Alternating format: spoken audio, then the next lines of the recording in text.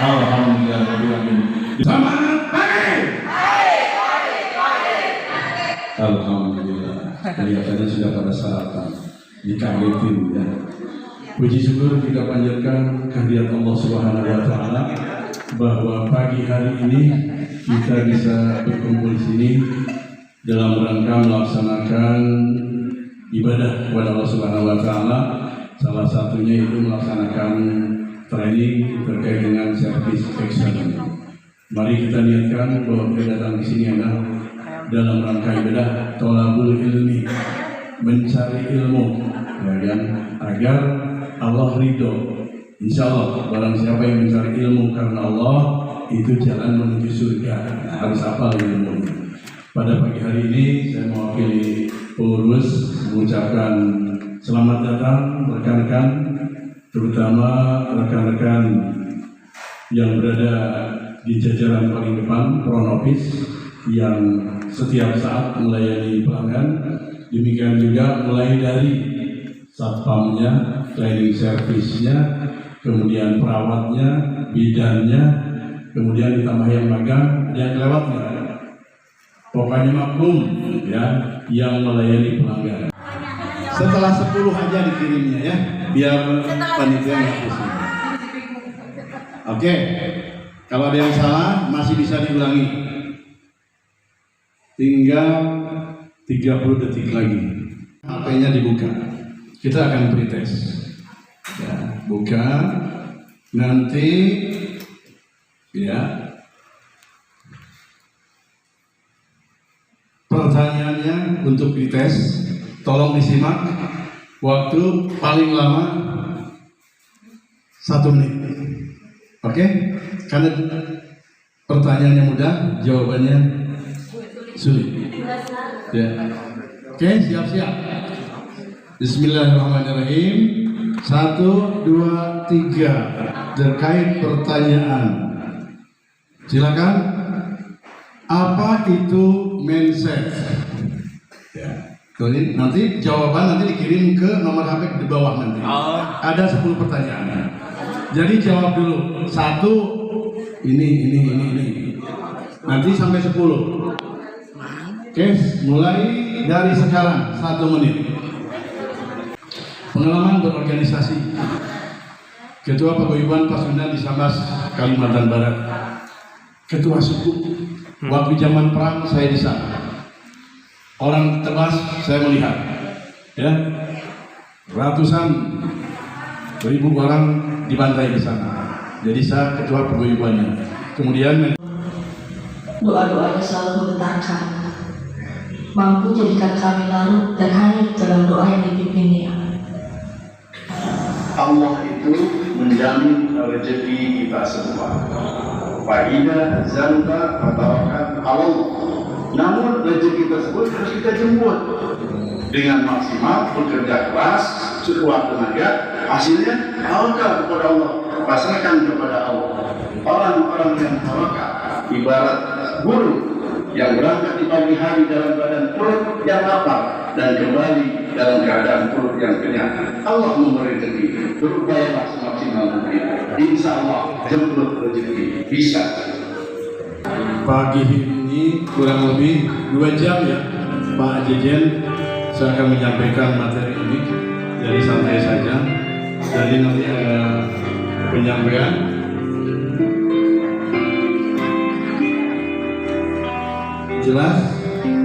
Jelas bisa? Yes, oke. Perkenalkan, ada yang belum kenal dengan saya? Yang baru? Oke, mungkin belum kenal ya.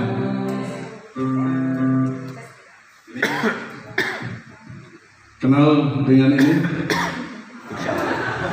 Kenal ya? Alhamdulillah. Ini sesuai umurnya. Pada saat umur 62 tahun. Oke, saya akan memperkenalkan diri. Saya terkesan ketika saya pensiun ada oleh-oleh dari staf saya, dan kebetulan usianya sebanyak di bawah 30 tahun, 28 tahun, belum menikah. Saya surprise ketika itu. Dia memberikan sesuatu yang teringat sama saya adalah kata-kata dan doa. Yaitu doanya salah satunya adalah pensiun itu berkah. Nah, bisa memberikan pelayanan yang begitu baik kepada pelanggannya, gitu, kepada si penumpang yang tadi, gitu. Jadi menurut saya contoh service excellent itu salah satunya seperti itu. Tugas di bagian apa? Kebidanan. Kebidanan. Ya. Sebelumnya sudah melakukan pelatihan service excellence. Sudah. Dengan Pak Jis. Pengalaman. Jadi kalau yang tidak pelatihan akan beda. Berani tampil, gitu kan? Luar biasa ya. Udah pernah nonton film itu?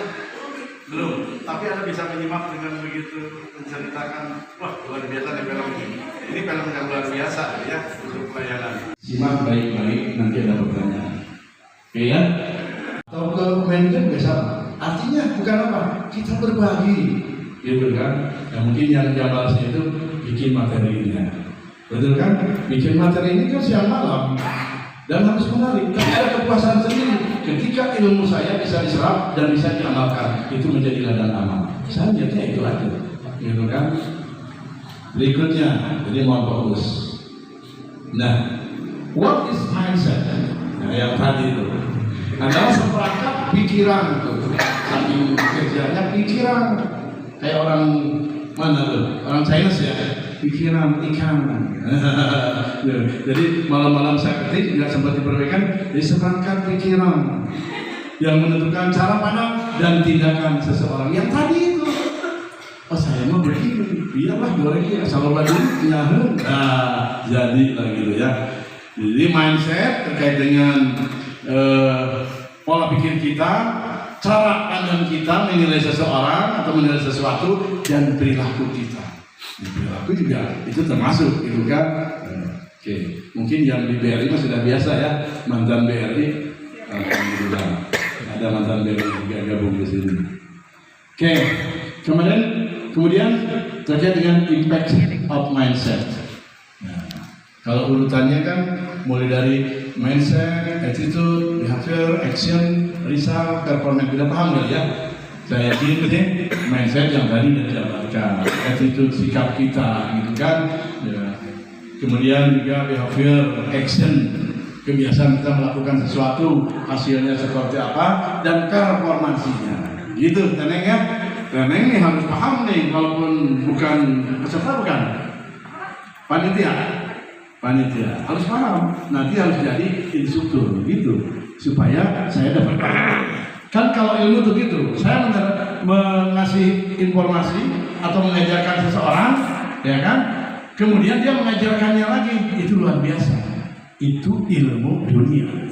Kalau ilmu Al-Quran luar biasa. 1 halu 10 kebaikan. Makanya ilmu dunia juga dikejar, ilmu akhirat juga dilakukan. Jadi dapat dunia dan akhirat. Wabtagi bima ataqallahu darul akhirat wa la tansa nasibaka minad dunya. Itu Allah sudah mengingatkan. Jadi kejarlah dunia. Dunia itu sudah dikejar. Tapi jangan lupa kampung akhirat, karena kamu akan balik nanti kampung akhirat. Gitu. Yang ngantuk minum kopi dulu. Yang ngantuk minum kopi dulu. Karena masih banyak yang belum diperbaiki. Masih banyak yang belum diperbaiki. Oke, lanjut.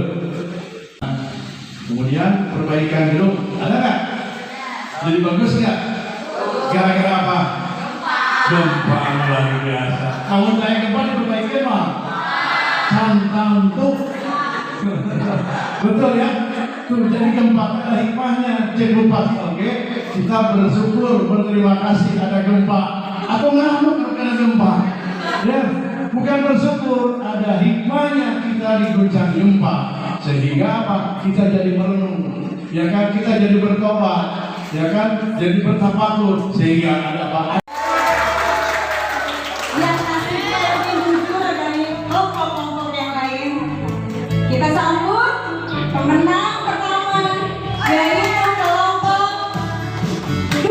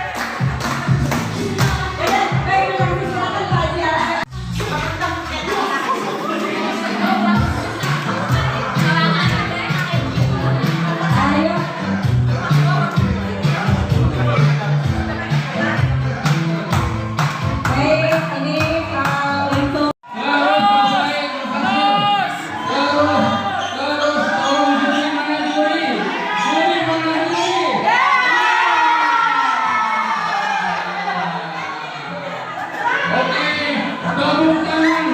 Iya, makanya saya yang ini apa yang tadi Bu Dokter tuh di bagian apa? Perawat ya. Tapi kumpul. Tapi udah bagus ya.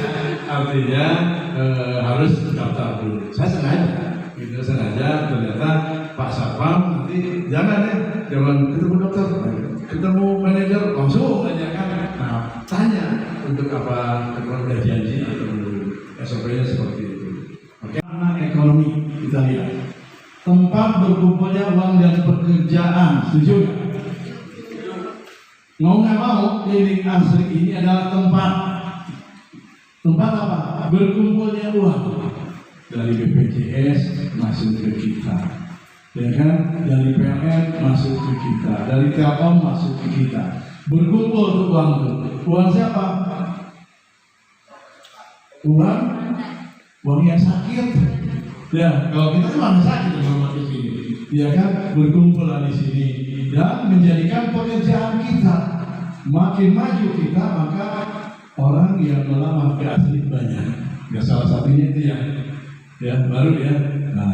baru bergabung dengan kita. Artinya apa? Tahulah klinik asli. Ya, karena klinik asli itu klinik terbesar di Cianjur, jadi salib-saliban. Ya, kita hampir 20.000 pelanggan BPJS, kemudian dibantu oleh PLN lainnya, asuransi dan lainnya. Kemudian persaingan yang semakin tajamnya. Harus, kalau kita menganggap orang lain remeh, hati-hati. Kebijakan bupati itu mempermudah izin klinik, ya kan? Tapi masalahnya terkait dengan kita ini adalah terkait pertama itu permodalan, ya. Yang kedua SDM, ya kan? Nah, ini terkait dengan yang Asopa juga mau kerjasama, tapi biayanya pengen dari kita. Saya nggak mau, harusnya manajemen dari kita, tenaganya dari kita, pengelolanya dari kita. Ya urusan tempat, perbaikan gedung, kalau kita diserahkan ke kita perbaikan gedung, parkir, itu akan memakan biaya. Kemudian pemahaman yang semakin baik terhadap pelanggan, yang melalui pelatihan ini, ya kan? Pemahaman yang semakin baik terhadap pelanggan. Hati-hati kalau sudah punya ilmu, tolong amalkan supaya menjadi ladang amal, ladang pahala, ya kalau niatnya ikhlas. Tapi kalau niatnya saya malu dari bayar mau naik, nah itu mah gak akan dapat pahala ya. Nah, lebih baik niatkan, luruskan niat kita. Innamal a'malu binniyat. Apa belakangnya? Coba bacakan depannya. Binniyat. Luar biasa, ternyata lebih hafal dari yang baju hitam. Karena baju hitam banyak senyum, saya lihat banyak senyum, tapi yang depan ini kompak nih, udah cantik-cantik gitu ya. Yang belakang ini ganteng-ganteng, luar biasa. Masa saya bilang gak cantik ya? Orang udah dandan dari rumah tadi pagi-pagi subuh malah gitu kan, beruntung lagi gara-gara wudhu. Nah itulah perempuan. Oke, kalau laki-laki mah biasa aja, dandan ganteng weh, anu goreng gitu kan, biasa ya. Oke, lanjut. Tujuan memberikan pelayanan prima.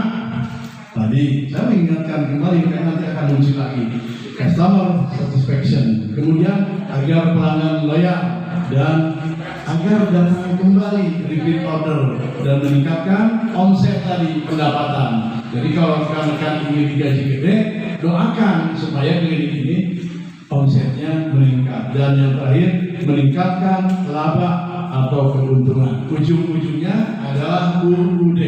Apa? UUD. Ujung-ujungnya itu tahu. Kalau udah cerita ini tahu lah gitu ya. Luar biasa. Oke. Berikutnya, tujuan Service Excellence adalah menciptakan kepuasan pelanggan, membangun kesehatan pelanggan, membuat pembelian ulang yang tadi, meningkatkan omset penjualan dan meningkatkan laba keuntungan. Saya mengulang. Ya. Lanjut, ini excellent service adalah, saya lanjut saja, ini sudah hafal nih, sudah hafal semua nih. Kalau ini yang memiliki kebutuhan enggak. Oke, proses layanan. Nah, penyedia layanan service provider. Nah, kemudian penerima layanan service provider.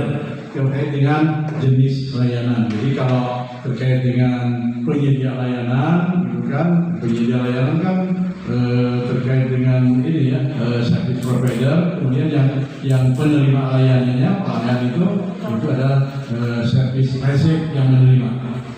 Saya lanjutkan, jadi service provider itu pihak yang dapat memberikan suatu layanan tertentu kepada konsumen dalam bentuk penyediaan dan penyerahan jasa. Itu kita, klinik, ya, ini. Jadi kita itu termasuk service provider. Berikutnya terkait dengan penerima layanan disebut sebagai konsumen atau pelanggan atau pasien atau terutama itu pihak yang menerima layanan dari penyedia layanan. Jenis layanan ada berapa? Saya bilang dua, pelan-pelan dari bercanda. Dua, itu apa biar kaget. Dua, antum gitu. Dan jenis layanan ada dua. Yang pertama internal, yang kedua eksternal. Sebetulnya ada tiga, satu lagi intermediate, pelanggan perantara. Jadi kan internal kita, kalau yang eksternal orang luar, ada yang perantara, ya kan, yang suka obat apa, itu yang suka kesini kan itu pelanggan kita kan. Lanjut, tapi yang saya sampaikan hanya dua aja. Jadi pelanggan internal dan eksternal. Jadi jawabannya udah bagus. Itu nilai awal itu dari poin 3 sampai dengan berapa? Yang paling bagus. Yang paling rendah nilainya, yang pretest tadi nilainya 3. Yang paling tinggi berapa? Ada yang merasa? Ada berapa? Yang paling tinggi 10 dikurangi 1. Nah, nanti yang satu itu mana nih yang salah? Jangan yang sudah benar jadi salah nanti. Hati-hati ya nanti menjawab yang pas tesnya. Jadi yang paling rendah tadi 3, yang sama sekali tidak tahu, yang paling tinggi 9, dan ayah ada 10. Mudah-mudahan proses jadi 10. Ya, saya nggak tahu siapa orangnya, yang akan saya sebutkan. Risma, ayo. Tapi paling heboh, paling biasa.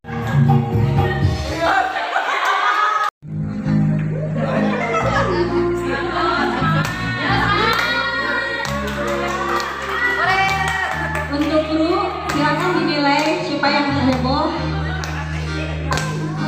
Pak Ketua juga tolong bantu Pak untuk menilainya.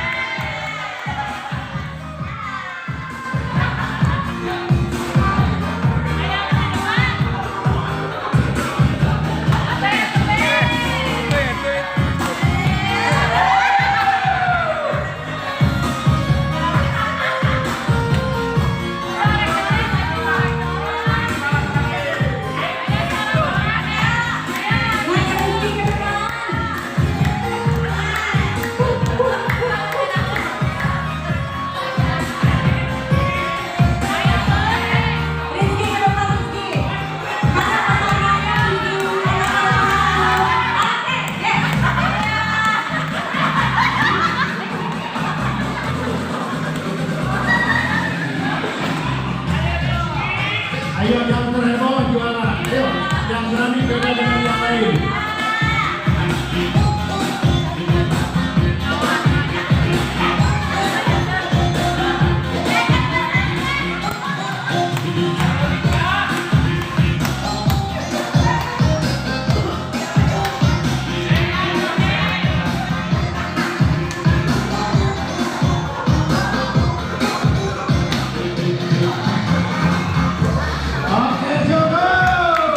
Ternyata bisa menghibur kita semua. kita bisa lebih akrab. Betul nggak? Yang tadinya tidak tahu jadi tahu, yang tadinya tidak saling sapa jadi saling sapa. Nah, tolong ini dijaga ya, sehingga pelayanan klinik asri khususnya dan KPK semakin oke.